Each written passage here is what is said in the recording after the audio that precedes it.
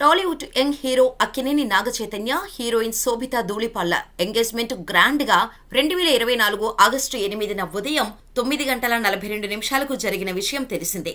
నిశ్చితార్థం తర్వాత వీరిద్దరూ ఎప్పుడు పెళ్లి చేసుకుంటారు అని చాలా మంది ఆసక్తిగా ఎదురు చూస్తున్నారు.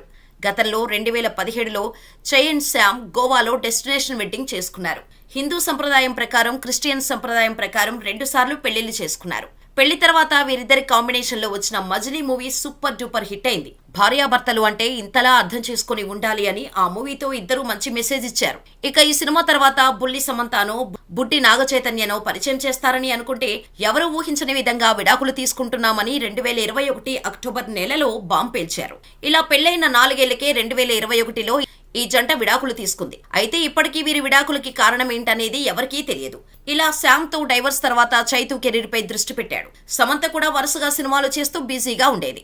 ఇలా చై శ్యామ్ విడిపోయిన కొన్ని నెలల తర్వాత నాగచైతన్య హైదరాబాద్ లో అడవిశేష్ నటించిన మేజర్ చిత్రాన్ని ప్రమోట్ చేయడానికి 2022 మేలో నాగచైతన్య తిరుగుతున్న టైంలో శోభితను కలిశాడు. ఇలా జరిగిన పరిచయం తక్కువ టైంలోనే స్నేహంగా మారింది. శోభిత తన పుట్టినరోజుకు పిలిచే అంత స్థాయికి వీరి స్నేహం చేరుకుంది. ఇలా వీరి స్నేహకాలం గడిచే కొద్దీ ప్రేమగా మారింది. ఇద్దరి మనసులు కలవటంతో డేటింగ్ చేయటం మొదలు పెట్టారు. ఇలా ప్రేమలో మునిగిన శోభిత, నాగచైతన్య ఇద్దరూ కలిసి విదేశాలకు చాలా సార్లు షికార్లు చేశారు. ఇలా ట్రిప్స్ వేస్తున్నప్పుడే చైతుతో వచ్చే ఫోటో దిగాడు. ఆ ఫోటో బ్యాక్గ్రౌండ్ లో శోభిత కూడా కనిపించింది. అప్పుడే చాలా మంది వీళ్ళిద్దరి పెళ్లి కన్ఫర్మ్ అనుకున్నారు. అయితే ఇప్పటి వరకు చై గానీ శోభిత కానీ ఎక్కడా తమ లవ్ గురించి ఓపెన్ కాలేదు. కానీ ఈ మధ్య ఛాయ్ అనే వర్డ్ ఉపయోగిస్తూ లాజికల్ స్టేటస్ పెట్టింది శోభిత. అప్పుడే చాలా మంది చైతో ఆమె రిలేషన్ లో ఉందని కన్ఫర్మ్ అయ్యారు. అలా కొన్ని రోజులకు ఆగస్టు 8, 2024 ఎంగేజ్మెంట్ తో ఒకటయ్యారు.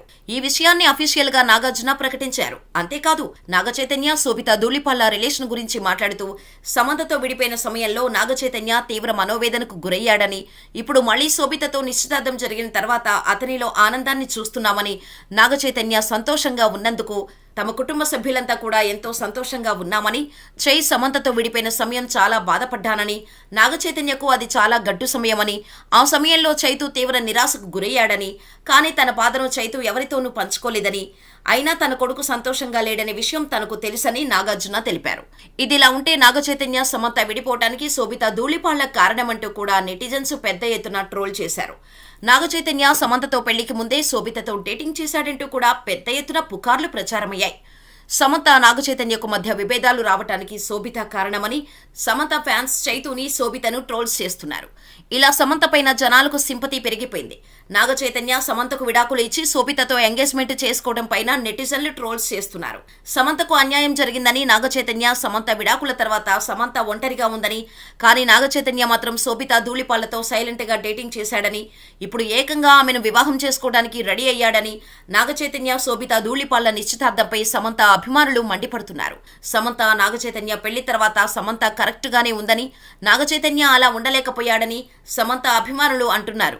అంతేకాదు శోభితలో ఉన్నది ఏంటి, సమంతలో లేనిది ఏంటి అని అభిమానులు నాగచైతన్యను ఇప్పటికీ ప్రశ్నిస్తూనే ఉన్నారు శ్యామ్ అభిమానులు.